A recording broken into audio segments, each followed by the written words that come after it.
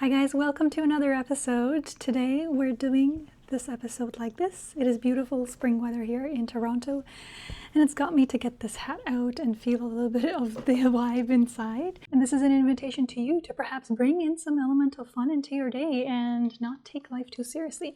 Today we're going to be discussing how can we increase our life energy. So our last video was about ashwagandha and how it can be used to help you kind of boost your energy during times of stress, but really we were also talking about other pieces in our life where our energy might be draining. Today I would like to type a little bit into the spiritual body and look into how can we utilize and support our spiritual body.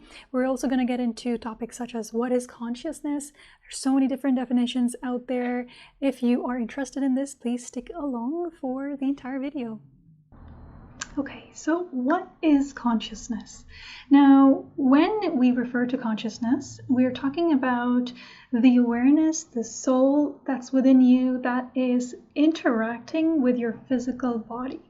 The interface between the soul body and the physical body, we can refer to it as energy. So in different texts, it's referred to as chi, prana, vital force, and this is a concept that's very rooted in naturopathic medicine because our medicine is about supporting that vital force that is coming from the spiritual body into the physical body. So things that we do, certain diets that we might put you on that might not work for another person is a diet that's in alignment with that energy type, so to speak.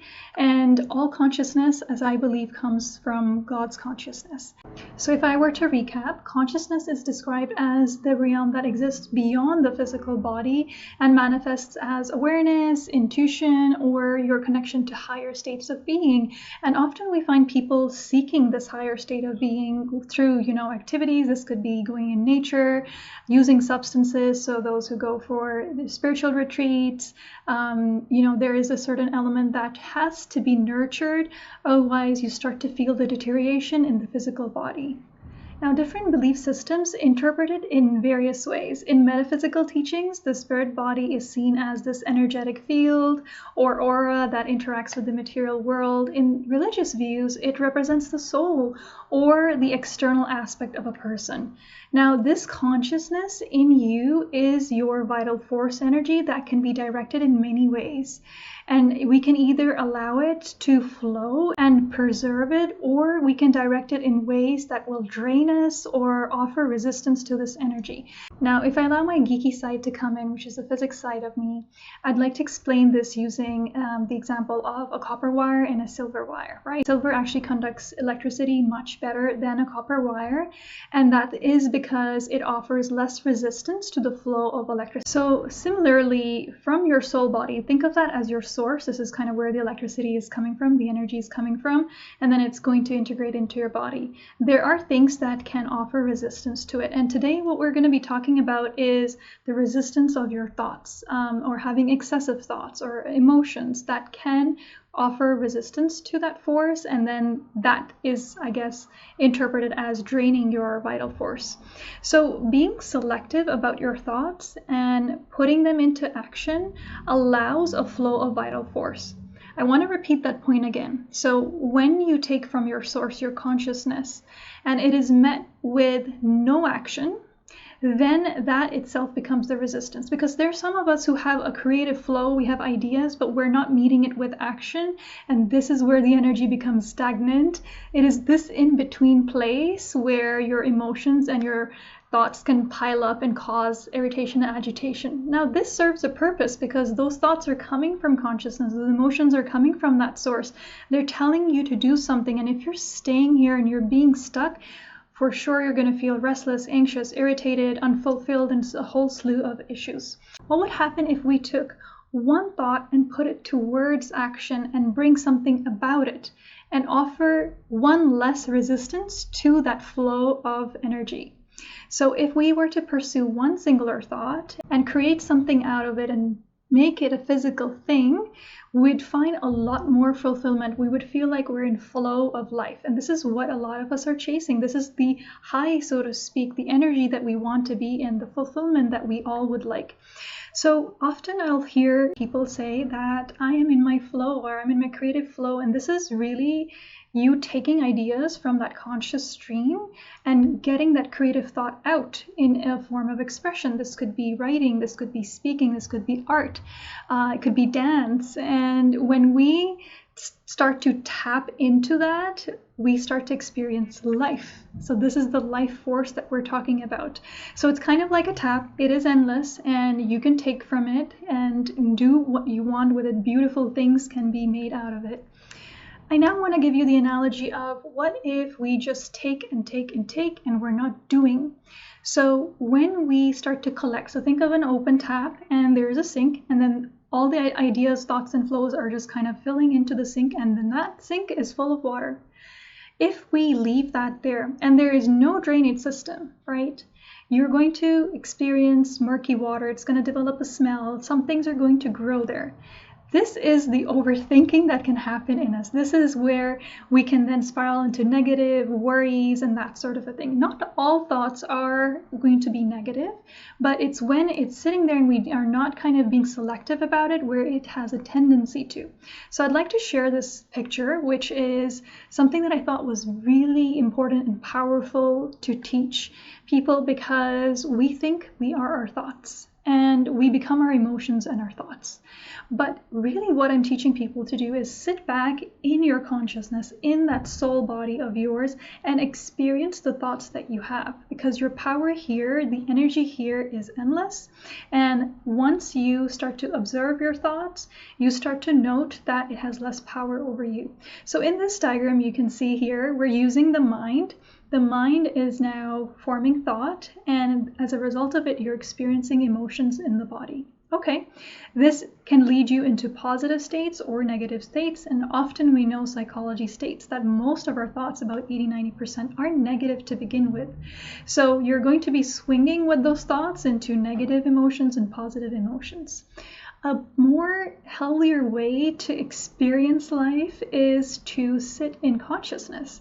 So this is where now you are sitting in your conscious body, and the way I like to do it is just sitting back, and I will draw clouds, draw one cloud, and I'll put a thought out there, like, okay, I am having this thought. So I'm creating distance with my thought instead of thinking that that is me. So for example, I can think I'm a bad person. This is me attaching and labeling myself with that thought. However, I could distance myself and be like, I am having a thought that I am a bad person. This creates distance. But what if you just watched your thoughts? Okay, I'm having this thought, and I challenge you to do about 10 clouds and don't engage with them. So just put the headline in them is how I like to teach it. Okay, so this is the thought I have. It's about work. It's about dinner, about friendship. Da, da, da, da. As you start to observe your thoughts, you are now sitting back in your conscious energy. So observe, do not absorb thoughts that you have. Now the power of being in consciousness, or in your awareness. So awareness is that I'm using my consciousness to be aware of what's going on around me and in me. And as I'm observing my thoughts, I'm noticing, I'm becoming aware of them. Your consciousness can turn that into something positive, or it can create something out of it for you. For example, I am viewing that I think I'm a bad person. My consciousness might bring me to a positive aspect out of that. It might be that maybe I do need to do something about certain traits that I have. And it will do this from love, because consciousness is love. God is love. Versus when you're viewing this from your mind, which in its trait is critical. It is more judgmental. We can use this positively, but right now we're just trying to harness our power of swinging towards consciousness. It is going to kind of break that down more in a negative way. But we can really harness the power of love, non-judgmental compassion, to be able to derive something beautiful of the conscious stream of thoughts. Now, Eckhart Tolle, in his book Power of Now, which is one of my favorite books, and I suggest everyone to read it, explains that your emotions are your consciousness identifying with the egoic mind. So it creates a false sense of self. These are just reactions to our thoughts, and they're often past thoughts, right? Because if I have a true thought today and have no attachments to it from my past, it is just simply a thought. It's not positive, it's negative, it's just a thought. So for example, if I am having a thought, I need to get the job done. If it's a true thought of today, I've attached it to nothing from the past. It's just a thought. It is probably a prompt for me. But if I attach it to a past experience and thought where I said these words and like, okay, I need to get things done, and then if not, this will happen, and da da da da da da da, and attach that to this becomes a negative experience for me. To make this even simpler for those of you who are visual learners like I am, let's take the example again of an open tap and there's a sink. We're collecting water. So that is just water. It's just thoughts coming through. But now I go in and add a little bit of red color into it. This is my emotion. So I've added the red, aka my ego has attached to my thoughts. And so now I have a version of my consciousness that is slightly deviated from the truth or from my real self. Remember, consciousness is what exists before and behind the thoughts and emotions. It is positive, it is pure, it is love. When we add to it in different colors, this is where you will start to experience it then. So we're not saying that your thoughts do not carry a form of consciousness, but really it's a mix of the egoic mind as well. And I want to clarify, your ego and emotions are not the enemy here. They each serve a purpose. Your ego is also part of your identity, and it shows up when you're not fully conscious. So it actually protects you from external harm. Your emotions also carry a message for you. In fact, when we learn the art of interpreting them, they are a way for you to get back from your ego back to your consciousness. So remember, your ego is only going to show up when you're not in your consciousness. It is a defensive, protective mechanism to protect you, the soul.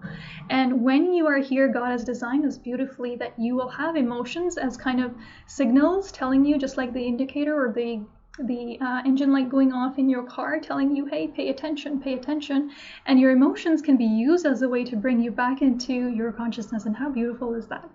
So for example, let's take the example that everyone can relate to is when I'm feeling impatient. You might notice in your physical body, you know what, I'm feeling agitated. I might be grinding my teeth or holding on to tension. Now, if you don't pay attention to this, you would never know that you're having an emotional experience to something that has taken you away from your true alignment with your soul. And this is where then long-term we start to develop issues, sleep issues, blood pressure issues. Some might even develop depression. But if we become aware, and this is the training that a lot of us could use, is, okay, I'm not feeling as settled in my body. I am becoming short and I'm feeling agitated and irritated. What might that be? Or why might that be? And then you could tap from the physical body into the emotional body. I'm experiencing this emotion. Oh, this is what's present in me. Interesting. Now, not over attaching with it, with your ego mind. And so this is where you again want to take a seat back in your consciousness and be aware. Okay, so I am experiencing anger. Interesting. What might that be about? So each sign can be used as a stepping stool to come back to your consciousness, your soul body. Now, I want to make a very careful differentiation here because I think what we're all learning from social media-based emotional regulation, emotional awareness is that we have to do work on our emotions to feel better, to regulate them. And I'm going to bring in perhaps the biggest plot twist, which is you actually need to do very little work to no work to regulate your emotions. Because guess what? You doing work is actually coming in from the ego mind. This is where the ego will always create a problem so that it can feel in control and then it can fix it. But really, what would dissolve the anger you're experiencing is your consciousness, your awareness. You just becoming aware, oh, I'm experiencing anger, is dissolving the anger itself. So we talk about a lot of somatic work and, body somatics, which has its place because what we're doing is using our consciousness and bringing it to the places where we might have stored these emotions and trauma. But I'm talking of a day-to-day basis where you're experiencing, okay, I'm experiencing sadness. You becoming aware of it is you already in your consciousness, and the consciousness automatically heals. Just like if I get a cut, there is an innate wisdom within me, a healing force that is going to heal that. It takes time, of course, and the more I can, stay in my consciousness, the more healing that happens automatically. I know this sounds just too simple, but this is truly where it's at. And a lot of practices that bring in somatic work focus on this, and this is the work that I am focused on as well.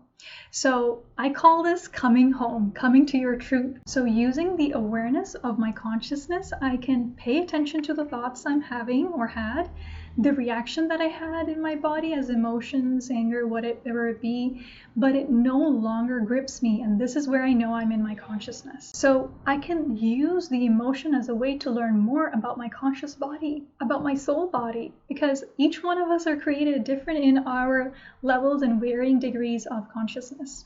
But many of us walk through life in an unawakened or unconscious state for years. And so this is why when we are able to return to consciousness, you might hear the phrase spiritual awakening or a person becoming consciousness or enlightened.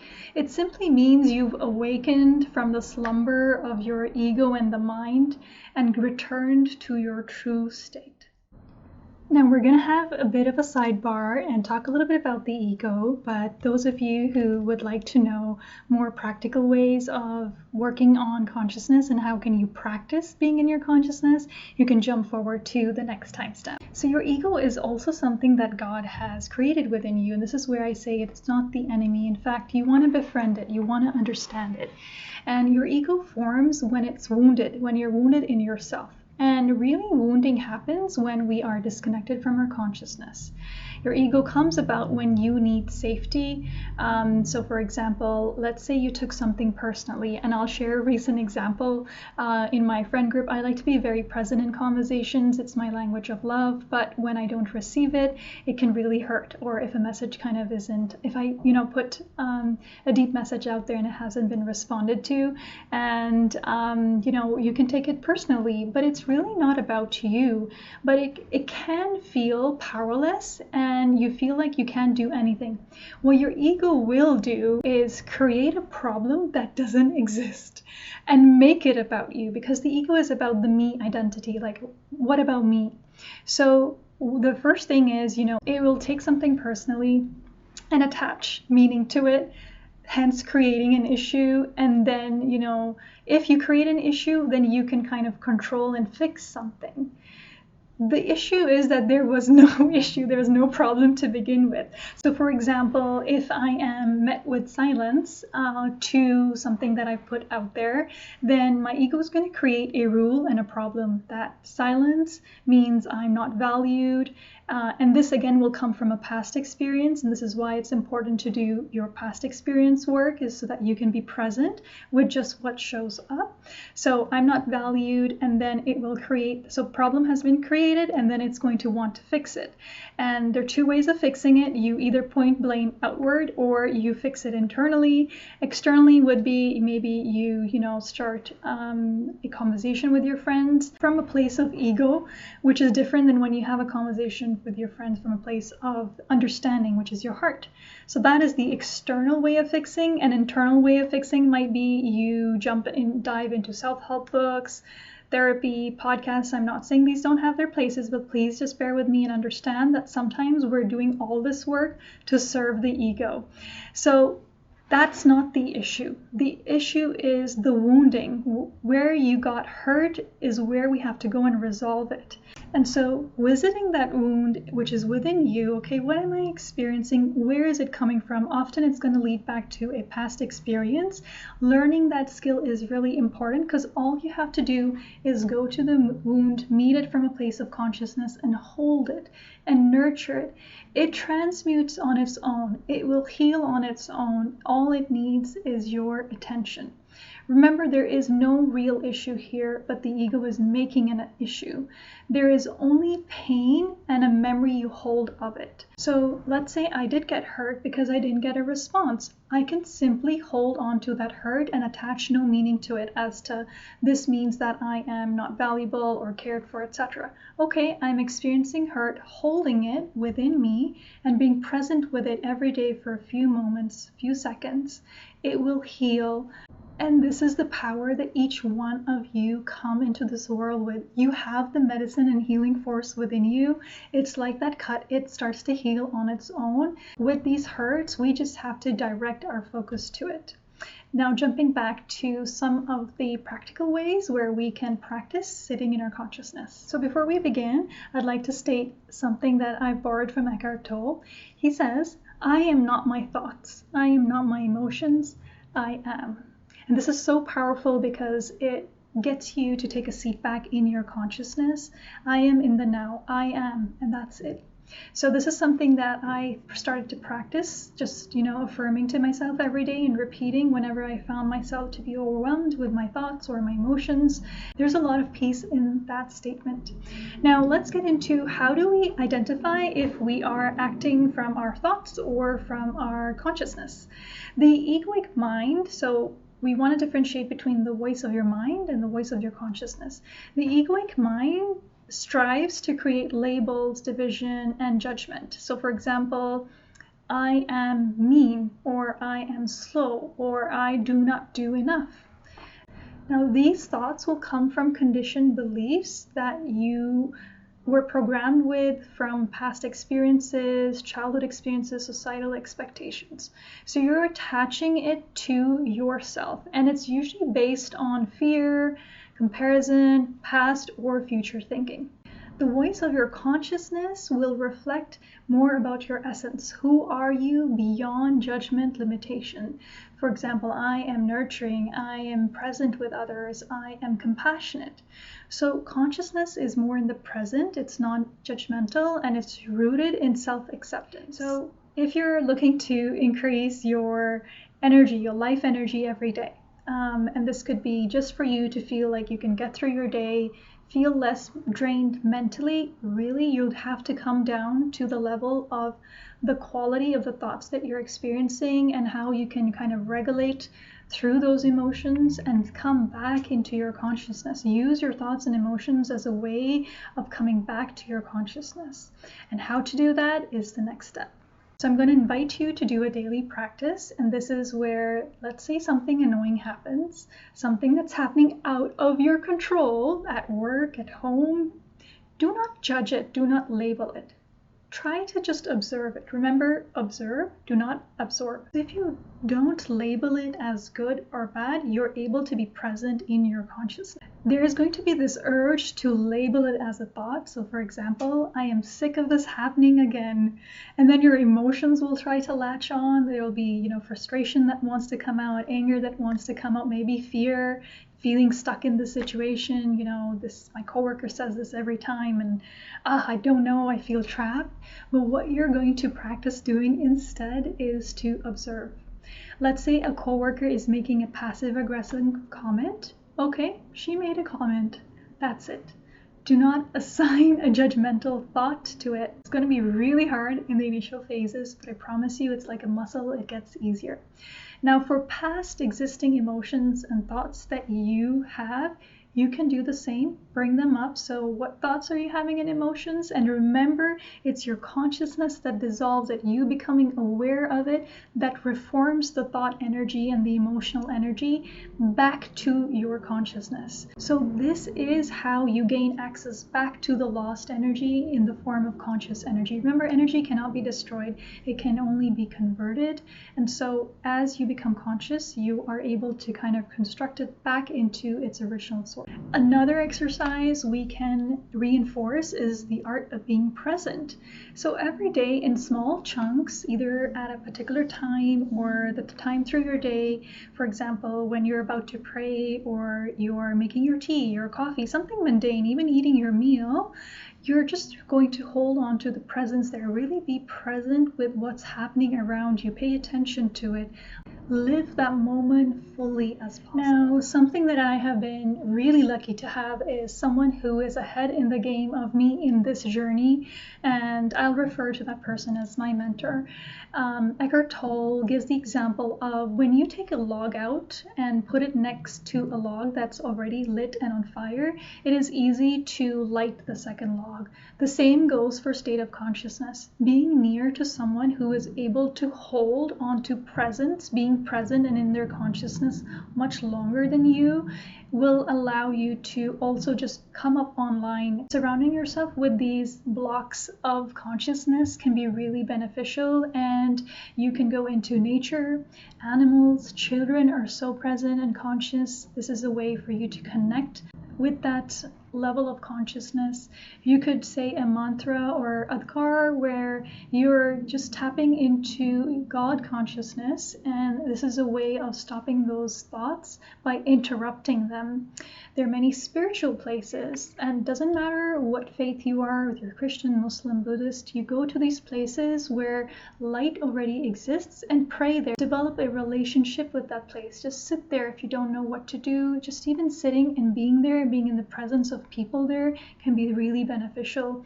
Maybe even doing or being part of things that captivate you. So captivation means they bring you to your presence. This could be art, it could be music, and this is where a lot of folks will thrive in these music concerts, because it brings you to a level of consciousness. Another way to be present is to be present with what's happening in your body by feeling what's going on instead of thinking about it. This is the work that I've done over the last year, training in compassion inquiry, which is the work of Gabor Mate, and this really focuses on bringing your consciousness to your body, to within, to heal things. And remember, to heal or to get things to regulate your emotions, your thoughts, you only have to be present in that conscious body. I'm not saying there isn't work of integration, past healing to be done, but this is where therapy really can take a little bit of a backseat. You're talking about the same thing again and again, but you're not connected to your consciousness.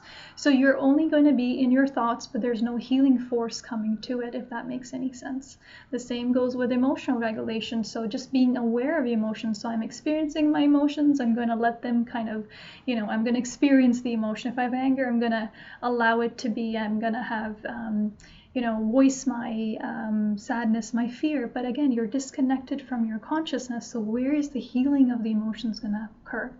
I hope this video reaches those of you who've been looking for something of the sort, offers you solace and peace, understanding within, and brings you to states of greater fulfillment and happiness. And I would truly love to hear it once you start to practice some of the tools, the tips that I've given, if it has changed the quality of your life. Do you know that you have more mental energy, more emotional capacity, and you're feeling better, maybe even deeply rested in your body?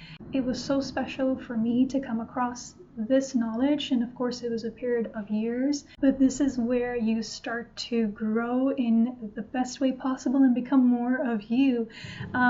This is also a tool you can use and bring into your professional lives, because the more you're present, the more you're aware with the room, you're able to communicate better, you're able to bring your thoughts through. And especially for those of you in union and relationship, you start to notice that as you start to become aware, a lot of things start to just resolve. There is, very little energy that gets spent in trying to communicate, because when you communicate from consciousness, you're able to be at a certain level of peace within yourself and then around people. And you'll start to notice that people will start to feel calmer around you, or just start to have calm conversations around you. Now, these might seem like very complex ideas, but they really aren't. You just being present with yourself, your needs, is the greatest medicine there is. If you guys enjoy these videos, please feel free to like and subscribe and journey along, and I will see you in another video.